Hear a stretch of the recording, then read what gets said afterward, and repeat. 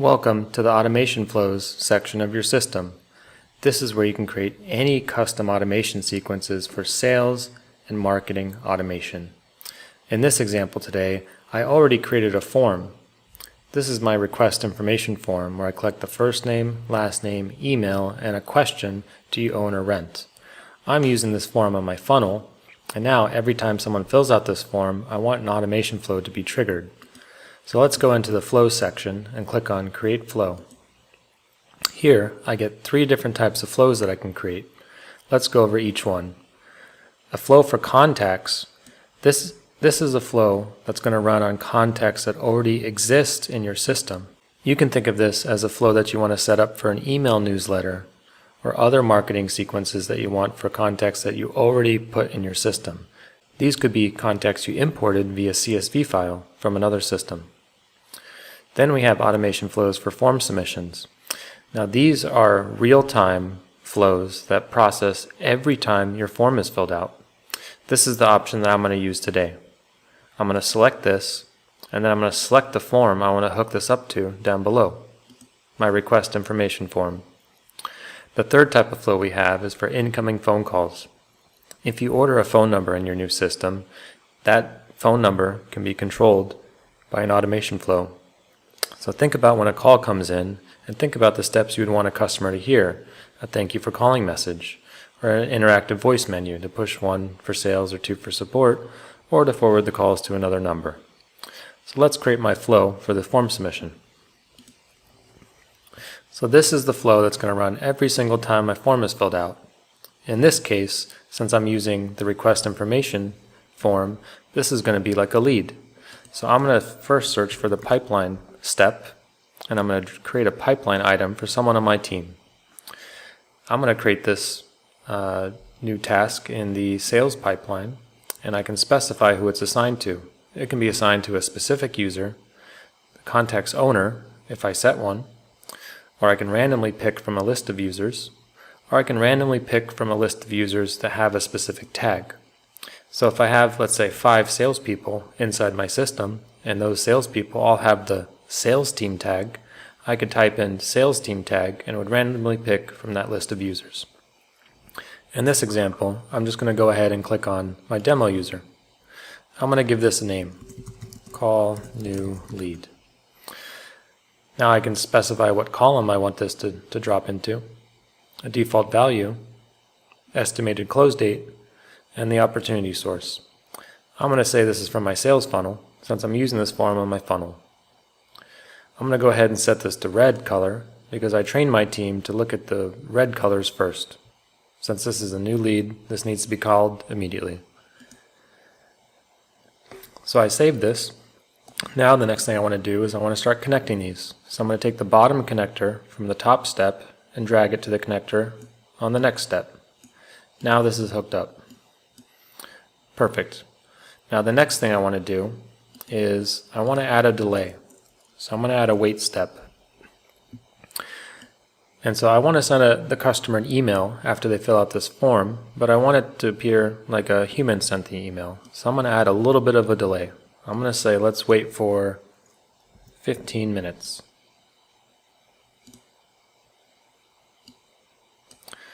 I'm going to connect this here. But for the purposes of this demo, I'm going to change this to 1 minute so you can see how it works. Next, I want to come in here and I want to add a messaging step. I want to send an email to the user. On here, I'm going to specify the subject.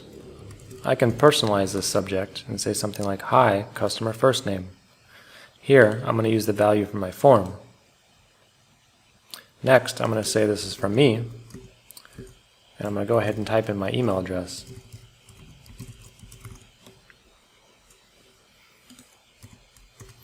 Next, I'm going to specify that this is going to be sent to the contact's email address, and now I can launch the email editor. Now there's 3 different types of email editors built in here. You have the drag and drop email editor, but this email doesn't look very personal. I'm actually going to use the rich text editor. This looks like a more natural email. So I'm going to personalize this, and I'm going to say, "Hi, customer first name."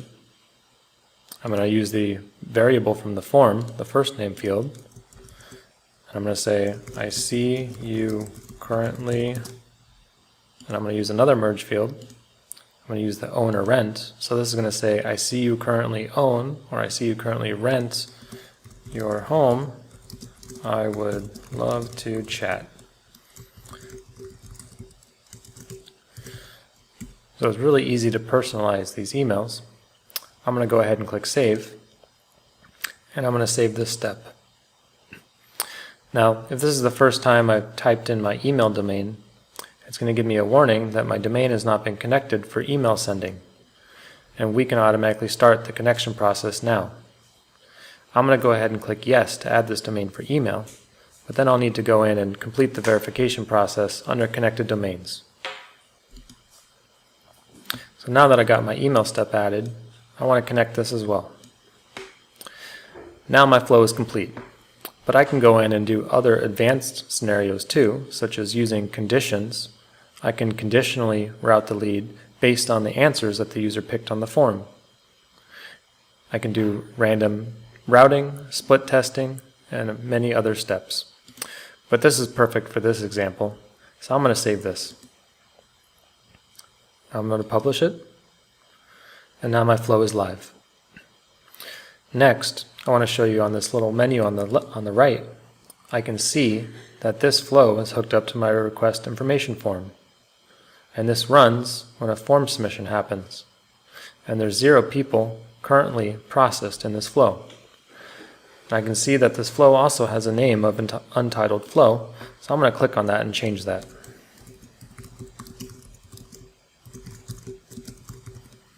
So I give this a name, I click Save, and I'm good to go. So let's go ahead and save this. And now let's exit. So now I'm going to go back to my form, and I'm going to go to the preview link, and I'm going to fill this out.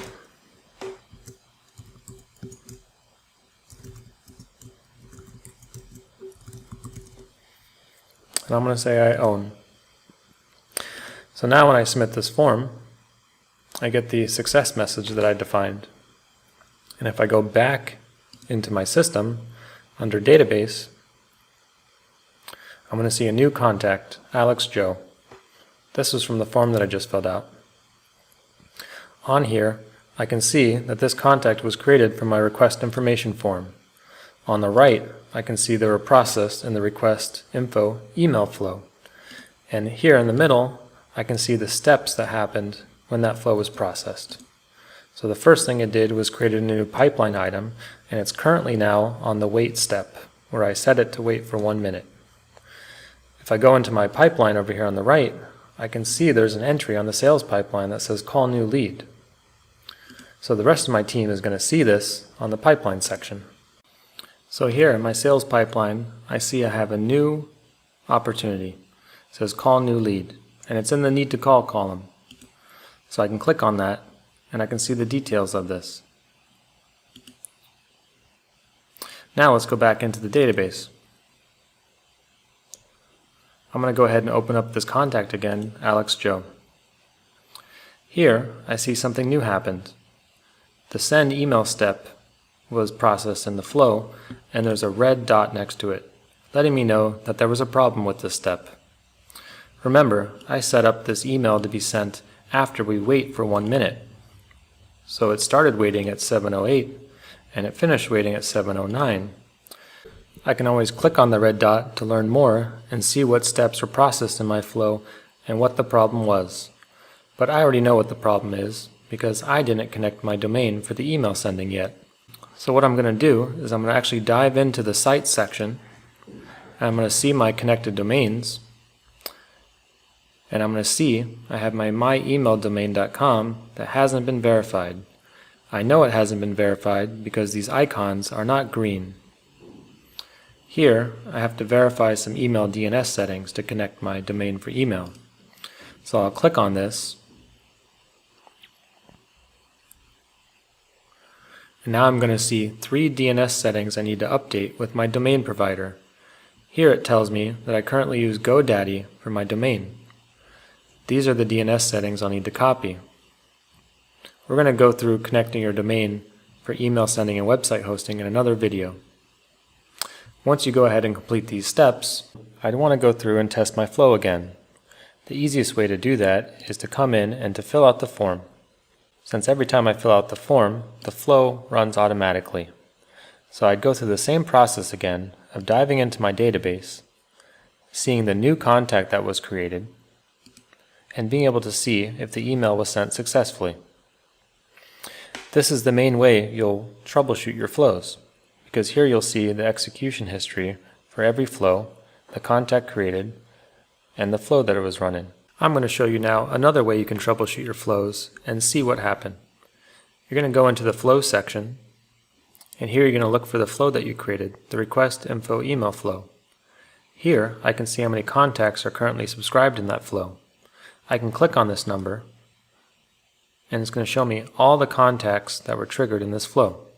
Here I see my contact Alex. I can click on that to go to the contact details. I can see how this flow was triggered, and I can also click on the flow activity button to see all the details for what was processed in this flow. And now the right way to read this table is you can see that the first step was processed as the create pipeline item.